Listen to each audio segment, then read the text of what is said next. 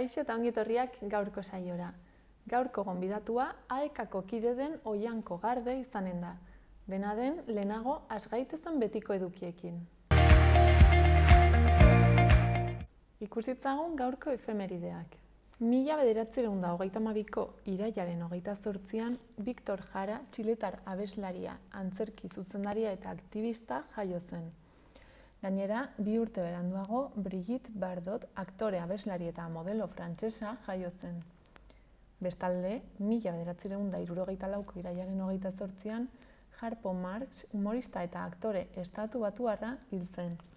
Eta azkenik, gaurko egunez, baina 1976an, André Breton, poeta frantsesa hil zen. Goazen orain gaurko lerroburuekin.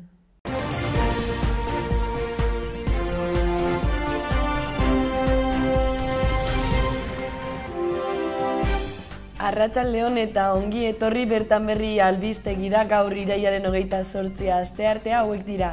Iruña herriak eta Nafarroak utzi dituzten albiste nagusienak.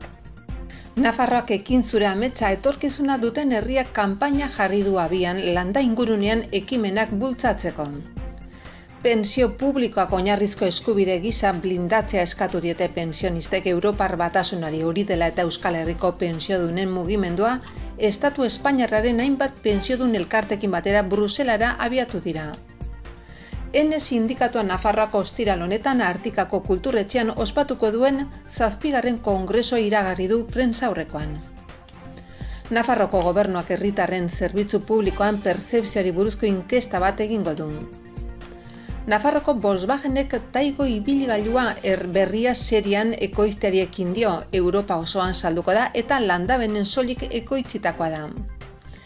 Herrilanek 2.100.000 eurorekin esleitu ditu NA 700 errepidearen banantzea Orkoien eta Arazuri artean.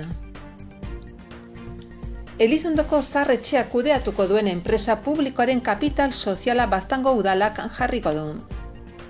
Iruñeko udalak omenaldia egin die azken 2 urteetan erretiratutako udaltzainei San Miguel udaltzaingoaren patroi egunaren karietara.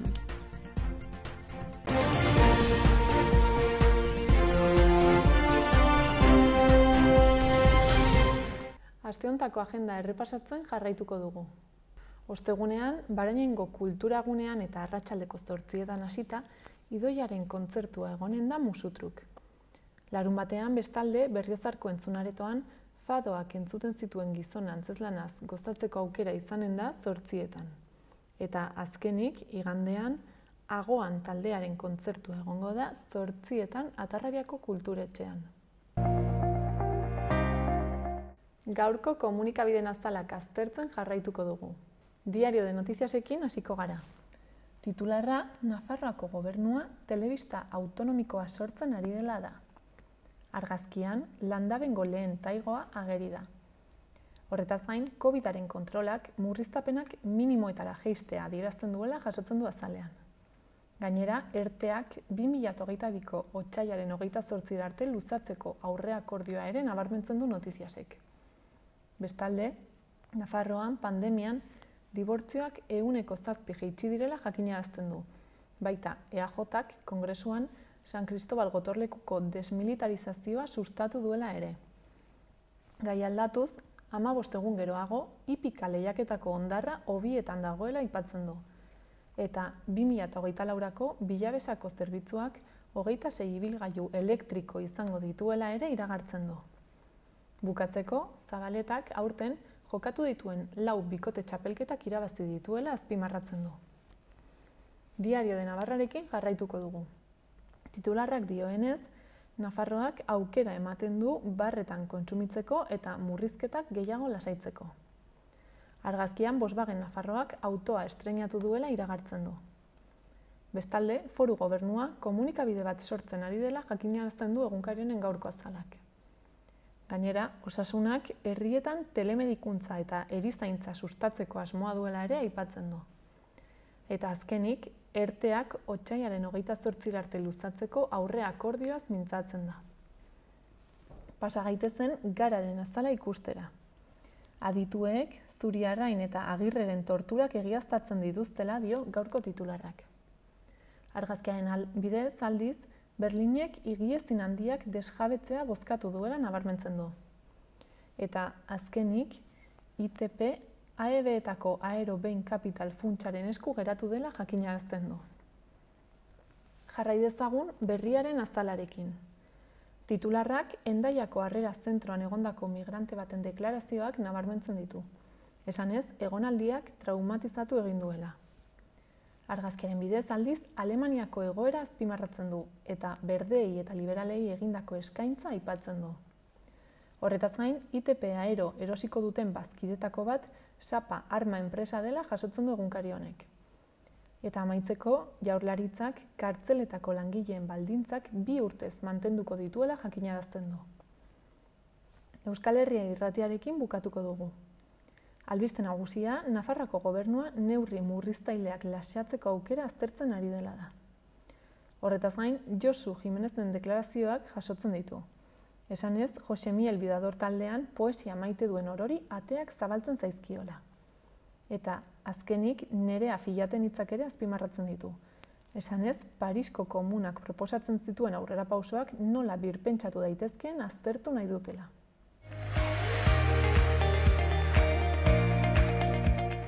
Joan gaitezen orain, gaurko eta biharko eguraldian iragarpenekin. Gaur, hodeiak izango ditugu protagonista. Batez ere, ipar isurialdean hodei geruza lodia izango dugu. Noizean behin, zaparradak bota ditzake, bereziki egunaren bigarren zatian ugariagoak eta mardulagoak izan daitezke. Eguerditik aurrera, iparraldeko haizea nagusituko da, eta arratsaldean indartu egingo da. Temperatura maksimoak apur bat jaitsiko dira, eta 20 graduren bueltakoak izango dira ia denean. Eta bihar, asteazkenean, atertzera egingo du. Ipar partean zerua estalita agertuko da, eta berriro ere bertan noizean behin tanta batzuk bota ditzake, bereziki arratsaldean, baina orduek aurrera egin ahala atertzera egingo du. Hegoaldean hodeiak eta ostarteak tartekatuko dira. Eguerditik aurrera ipar mendebaldeko haizea ibiliko da, eta temperatura maksimoek berdintsu jarraituko dute.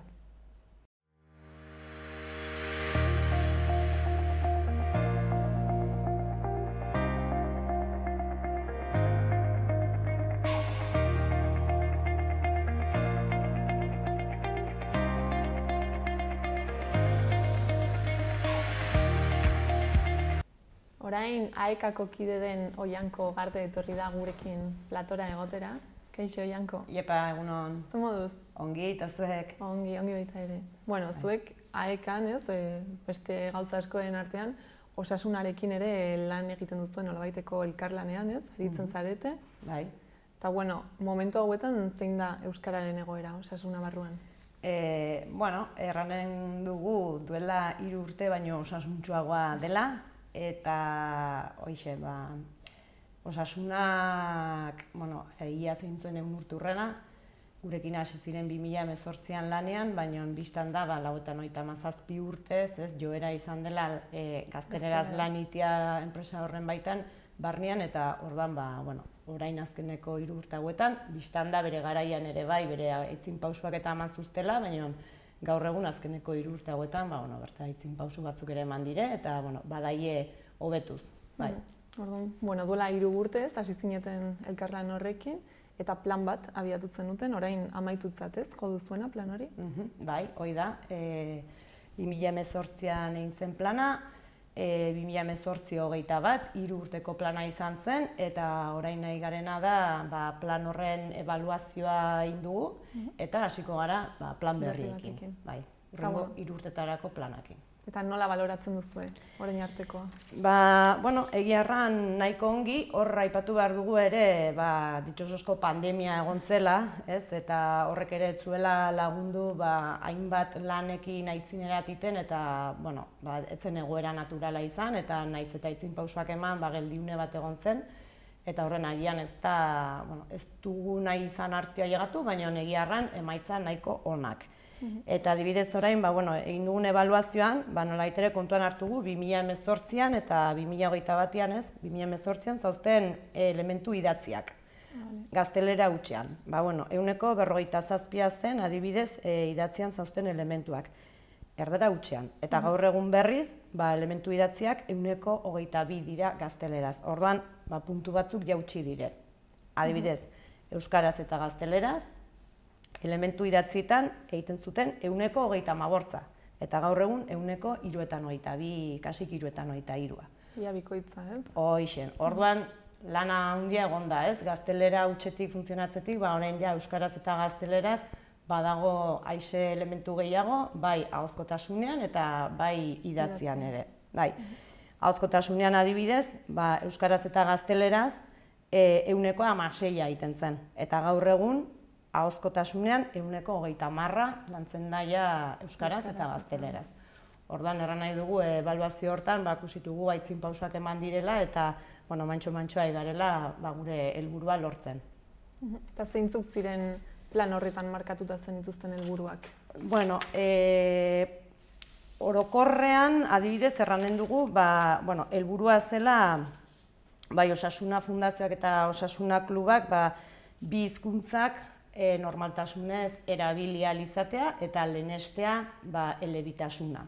Hori da helburu nagusia. Eta gero helburu zehatzetan, adibidez hor genuen errotulazioa, bai sadarreko errotulazioa eta taxoareko errotulazioa, 100% euskaraz egotea.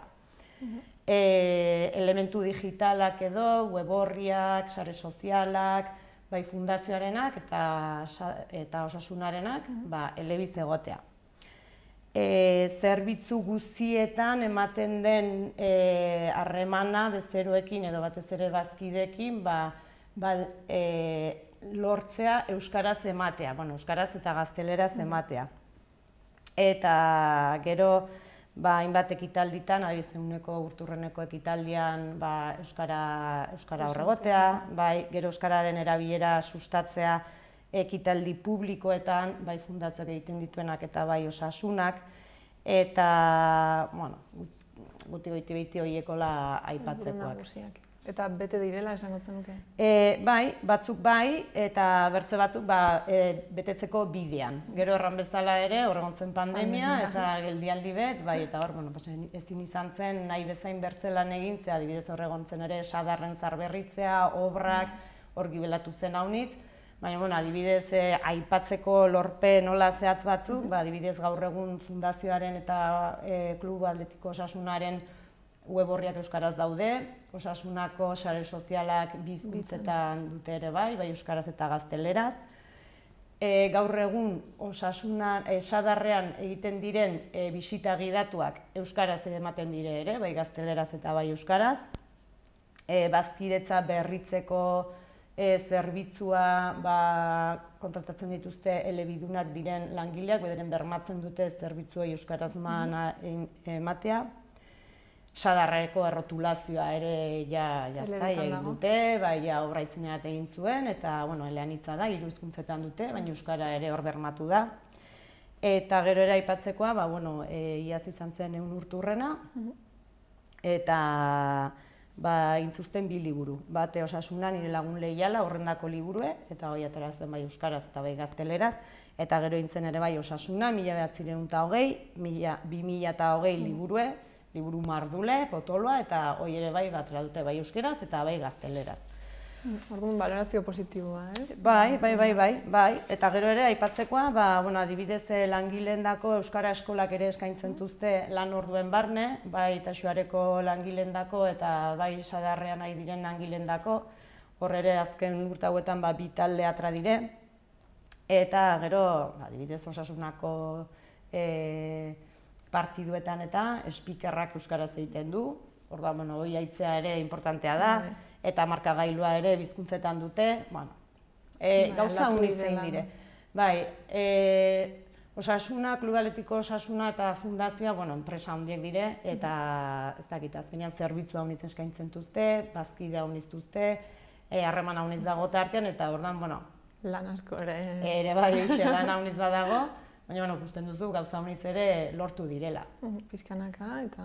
Bai, eta gero aipatzeko ere bai, adibidez kampusak eta eskaintzen duzte, gazteekin eta aurretxoekin haitzen dire futbol eskolak maten, eta gaur egun zonalde euskaldunetan bermatzen da euskaraz izatea, beren hezitzaileak euskaldunak dire, eta gero agian talde mistoak edo bai euskaldunak eta ardaldunak nazten diren horietan, egin dute ere halako hizkuntza kudeaketaren tailerrak jasotuzte hezitzaileek eta beren lan kuadernua ere, jokaldiak eta ez dakiz zer, euskaraz lan dutuzte eta aurrekin eta ere badute euskaraz lan egiteko baliabideak. Eta elkarlan hau nola sortu zen? Zer gertatu zen, ez? Duela 3 urte honekin hasteko. Bai. 2017an Osasunako konpromisarioen 94%ak bozkatu zuen artikulu baten alde. Estatutuetan, 8. artikuluan, errantzuten euskara eta gaztelera Nafarroako hizkuntzak direla eta biei trataera berbera manen ziotela. Orduan, hori onartu zuten, baina beraiek hartu ziren agian nolako lan bat egiteko enpresan barnean barko zutela laguntza. Bai. Eta, berez, AEK-arekin jarri ziren harremanetan, 2017an garai horretan, hainbat bilera egon ziren tarteko, solasaldi eta bertze, eta orduan 2018an erabaki zen AEK-arekin lanitia, eta elkarlanean hastea hurrengo urtetarako euskalduntze prozesu horretan gurekin aitzeko. Eta orduan asmo horrekin jarraitzen dute, ez? Hoiz eta bera, egin zen 3 urtekoa, eta aurten berriz ere hitzarmena sinatu dugu beraiekin, bertze 3 urtetarako. Eta orain datorren, plan berri honetarako, ze asmo dituzu edo nola egonen da antolatuta? Plan bat antolatzen da, orain arte egin da lan bat, egin dugu lan horren ebaluazioa, baina orain importantea da, pixka bat ere, berriz ere, diagnostiko bat egitea, ez behar dugu enpresaren argazki erreal bat, eta jakintze guretan dagoen oraintxe berean, jakiteko nondik hasiko garen, edo nondik segituko dugun lanean. Orduan orain ari gara plan horren lanketan, eta hor galdetegiak egiten zaizkie langile guziei, nolabait ere euskararen erabilera, gaitasuna eta bertze hainbat gauzen artean galdetzen dira hainbat gauza, guk jakiteko beraiek ze iritzi duten, ze hizkuntza gaitasuna duten eta guzti hori. Gero ere elkarrizketak egiten zaizkie lan arlo desberdinetako personei, eta horretaz gain egaten gara ere eraikinarat eta ikusten dugu pixka bat, errotulazioa, dokumentu guztiak, kartelak dena, ze hizkuntzetan dagoen. Eta orduan, informazio guztioi biltzen duguleik, hortik jakinen dugu nondik abiatu nahi dugun, ze pausuman eta guzti hori. Azkenean ere importantea da langileen iritzia jasotzea edo beraien ikuspuntua zein den jasotzea, ikusteko ere nondik segitu behar dugun edo zer ematen zaion garrantzia edo zer egin nahi duten beraiek. Orduan orain pixkat inspektore lanak egiten zabiltzate. Hoixe, bai. Eta gero horregonen da, talde motore bat edo, enpresa barnean, gurekin lanean, eta beraiekin batean, ganen gara, informazio guzti hori jasota, plana garatuz. Eta zer egingo dituzu helburu desberdinak markatu, epe motzera, epe luzera? Hoi da, printzipioz, epe luzera eta epe motzera baino, orain ere jakinen dugu beraiek zer eman nahi dioten lehentasuna, eta lehentasun horren baitan markatuko dugu helburuek. Baina, printzipioz ez da egiten 3 urte osorako ze helburu 3 urtetan, baizik eta urteka zehazten dugu, ze ekintzak bete nahi dugun urte bakotxean, eta orduan ganen gara urtez urte ekintza horiek betetzen eta gauzatzen, eta hemendik 3 urtetara, jasoko dugu horren emaitza. Orduan orain zabiltzatez, plan hau prestatzen, eta noiz jarriko da martxan, noiz abiatuko da, baduzu data konkreturen bat? Bai, ari gara hortan, galdetegiekin eta elkarrizketekin nahi gara, eta abendurako aurre ikusten dugu, abendu erdialdera, plana aurkezteko moduen egotia, enpresan barne, gero plan hori ere aurkeztu behar da, eta enpresak jakin behar du zein den ditugun helburuak eta zein izanen den markatutako pausu horiek. Eta zeintzuk iruditzen zaizkizu izango direla erronka edo zailtasun nagusiak? Nik erronka, nire ustez erronka nagusiena da nolabait ere euskararen erabilera sistematizatzea edo elebitasun hori sistematizatzea enpresa barnean, ez? Aitzinean erranduten bezala, beraiek 94 urtez edo 97 urtez zaitu dire gazteleraz, eta aldatzea hori. Orduan hoi da, badaude joera batzuk hor azkenean funtzionatzeko modu batzuk arrun barneratuak dugunak eta batzutan ez gara ohartzen, ez? Eta igual, gauza zaharrak baldin badire edo, igual horiek behar dire euskaratu edo.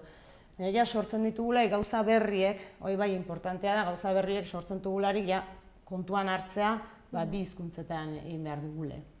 Hoi izanen litzateke erronka nagusi bat nire ustez, eta gero bertzea, hori da, langile estrategiko batzuk kontratatuz gero edo arreta hori eta ematea bazkidei batez ere, kanpora begira, zein barnera begira, euskaraz eta gazteleraz, ez? Horiek izanen lirateke nire ustez. Erronka nagusia. Bai. Bizkat dinamikak eta ohiturak, ez, aldatzea izanen zen. Bai, hori da. Eta gero langile euskaldunak ere horregotea arreta emateko. Bueno, ikusiko da, ez? Nola bideratu hori lortzeko, helburu horiek lortzeko. Bai, hori da. Hori gara, mantxo eta lortuko dugu, baina horiek erronka nagusiak. Momentuz elkarlanarekin jarraitza ez, seinale hona da. Bai, beraiek adierazi dute nahia, beraiek sinatu dute gurekin hitzarmena, eta orden, importantena da, beraiek nahi izatea. Eta hola bada, aitzineratik inen dugu, seguro. Ederki. Ez dakit, ja bukatzeko, zerbait aipatu mezuren bat bidaltza gustatuko litzaizuken? Nik igorriko nukeen mezue da, osasunak baitu bazkide euskaldun haunitz, orduan beraz, osasunaren gana jotzen dugulaik, konplejorik gabe jotzea osasunaren gana, hori da, euskaraz. Eta gero horretaz gain, lehen aipatu dut ez, beraiek sortzen duzten produktuak, liburuak edo orain ere espazio digital horiek, web horriak, sare sozialak, horiek ere konsumitu euskaraz. Eta jendea animatu hortarat, eta osasunarekin dugun harreman hori, izan dadila euskaraz edo gazteleraz, baina jakitea euskarazko aukera hor dagoela eta euskaldunok hori ere probestu edo aprobetxatu behar dugule. Mil esker. Zuri, Oianko etortzagatik eta primera joan dadila. Mil esker.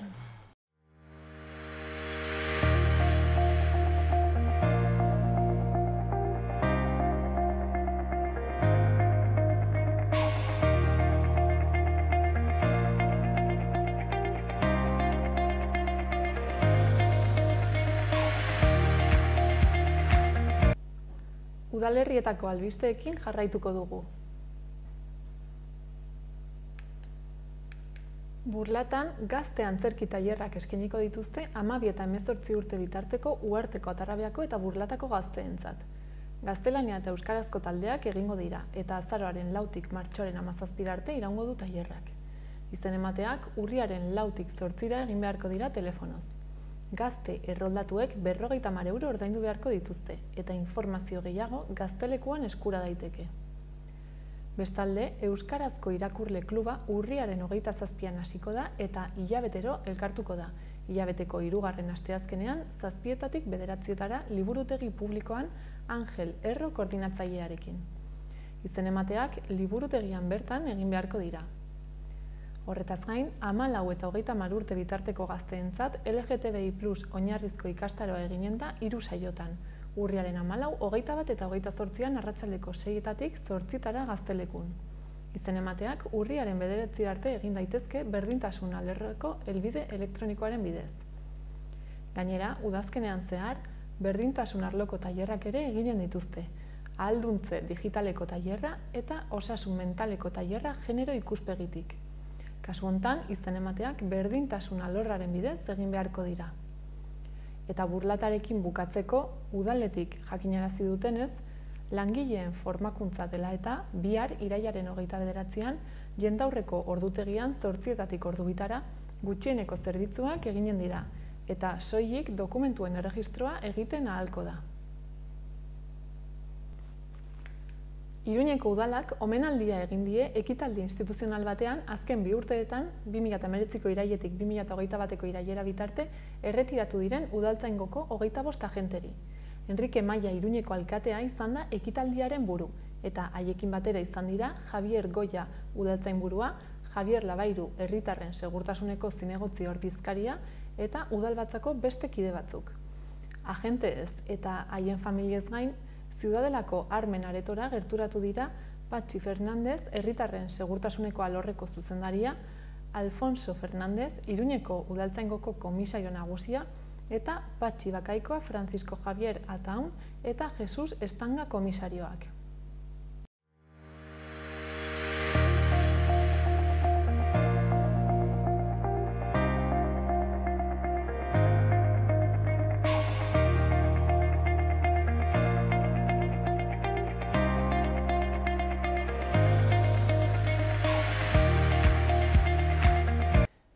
gaurkoz hau izan da guztia.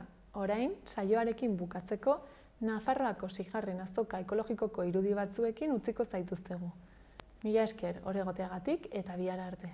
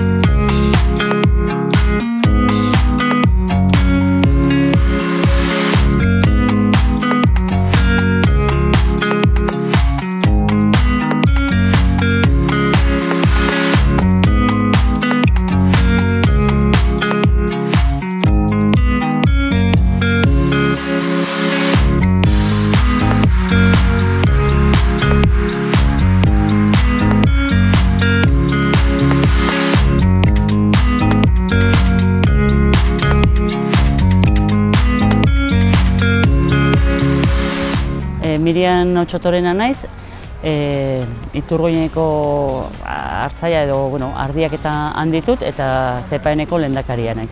David naiz, ni Bakedanotik nator, nik ekoizlea naiz eta baditut nahiko diversifikatua nire ustiategia. Alde batetik, baditut Nafarroako bi zonaldetan. Eta gehien bat Bakedanon, eta Bakedanon baitut fruta arbolak, batez ere sagarrondoak, eta lekaleak ere egiten ditut, babarrunak, etxitxiribak, eta gero ere badut obrador txiki bat, non egiten dudan garagardo ekologikoa, eta nik egiten ditut garagarra eta lupuloa, eta egiten dute elaboraketa propioa. Eta gero, beste aldetik, Artasonan baditut olibondoak. Eta Artasoan egiten dut oliba olioa, ekologikoa baita. Egunon, Patxi Amiano naiz, Altsasutik, Hartzaia naiz, eta ekologikoan lan egiten dugu. Gaur hemen noainen daukagu 25 urte horrena ospatzeko feria garrantzitsu bat, eta hemen gaude danok produktu ekologikoekin eta gure produktuak aurkeztu nahian jendeari. Gu Hartzaia gara, ardilatxa daukagu eta egiten dugu Idiazabal gazta ekologikoa. Hemen atzean daukagun eta ikusiko duzuen bezala, gure gazta Idiazabal jatorrien sartuta dago eta gainera produkzio ekologikoa. ZPAen da Nafarroako ekologiko kontseilua. Eta ZPAenen egiten dena da Nafarroako elikagai ekologikoak zertifikatzea. Hori egiten da ZPAenen batez ere. Gero ere egiten dira promozio lanak ere, eta proiektuak eta adibidez hau sartzen da, feria hau sartzen da promozio proiektu bezala. Eta gero ere gure proiektua propioak egiten ditugu, batez ere sektore ekologikoa estrukturatzeko. Adibidez, lekale sektorea eginda proiektu oso polit bat, almendran ere egiten ari gara beste proiektu bat, ekoalde da distribuzio gune bat, eta hori ere sortu zen ZPAen. Aurten ospatzen dugu 25 urte urrena, eta egiten dugu ospatu Navarra ekologikarekin batera. Navarra ekologika 6. urtea urrena da ere bai egiten dugula, eta aurten etorri gira zentzumen parkera noainera. Hemen egingo ditugu ekitaldi desberdinak, atzo ostiralan hasita, iganden bitartez. Goiz eta arratsalde egongo gera gaur larun batean, eta igandean eguerdia arte.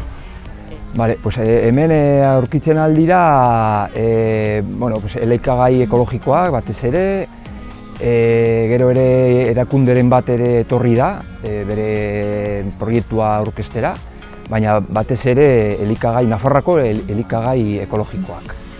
Aurten ospatzen da ZPAengo 25. urte urrena, eta horregatik antolatu dugu feria hau aurten.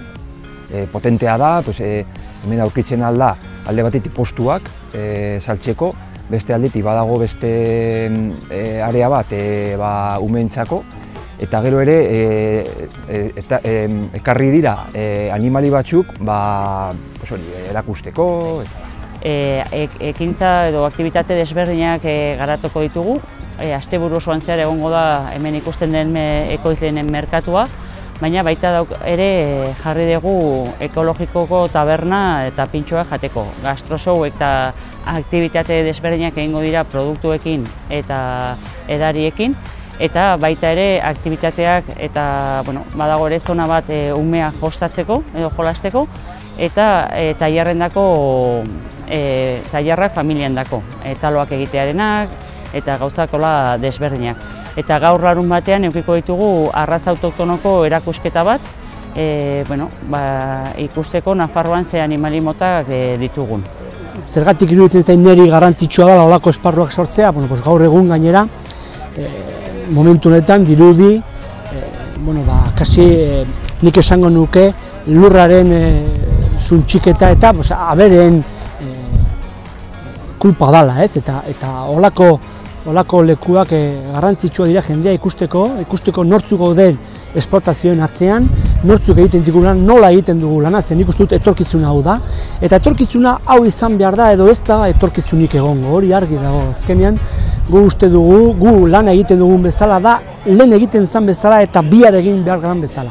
Orduan guretzat oso garrantzitsua da jendea ikustea orain sekulan baino gehiago, gu garela, eta gure lana egiteko modua dela etorkizuna eta bai oraingoa, ez? Horregatik hemen gaude jendea ikusteko, jendea dastatzeko eta jendea baita bere burua baita ikusi behar du askotan erosten dituen produktuak oso merkeak direla, ez direlako kalitatezkoak. Hemen pixka garestiagoak izango dira, baina kalitatezko produktuak izango dira, produktu osasuntsugarriak eta jateko lasai-lasai. Olako asteburuak antolatzea gureetako ekoizle bezala edo elaboratzaile bezala garrantzitsuak dira. Aukera daukagu herrietatik etortzea hiri handietara kontsumitzaileekin egotera eta azaltzea gure produktuak eta gure eredua ekologikoa zer den eta nola lantzen dugun. Eta azkenean da promozioa eta sensibilizazio kanpaina bat egiten dugun zer den ekologikoa eta zen nolako produktuak aurkitu dezaketen merkatuan. Eta hemen ikusten da oso ongi muestra bat hori ekologikoan zer egiten ari garen. Oso importantea da konsumidoreari erakusteko, baina baita ere sektoreari gure ekoizpen ekologikoa balorean jartzeko. Eta hori, dudan dagoena, ekoizle handetik, dudan dagoena, edo konbentzionalean lan egiten ari direnak, hau erakusle bezala da hori mostra bat jendea ikusteko, beste modeloak badaudela eta bar. 25 urte hauetan aldaketa eman da nekazaritza ekologikoan. Hasiera batean 700 hektaria bakarri ziren eta ekoizle gutxi batzuk nekazaritzan ekologikoan zeudenak.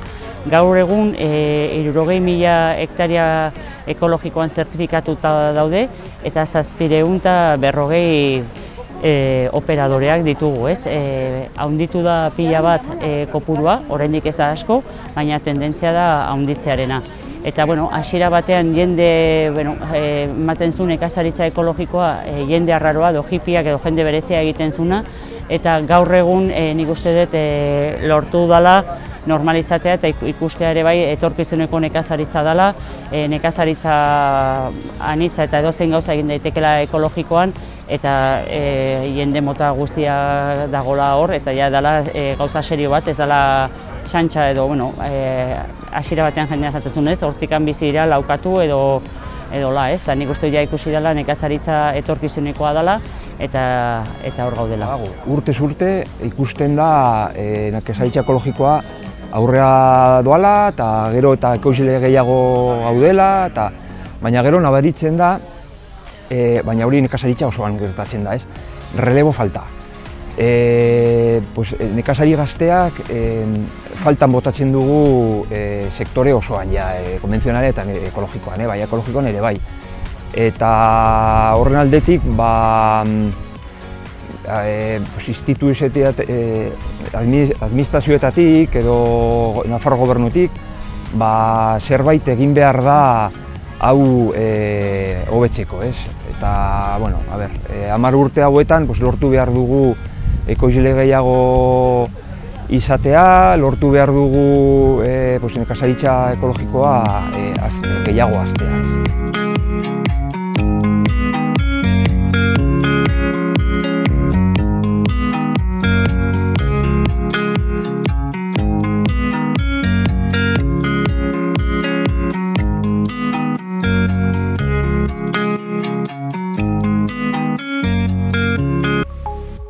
Gobierno de Navarra. Nafarroako gobernua.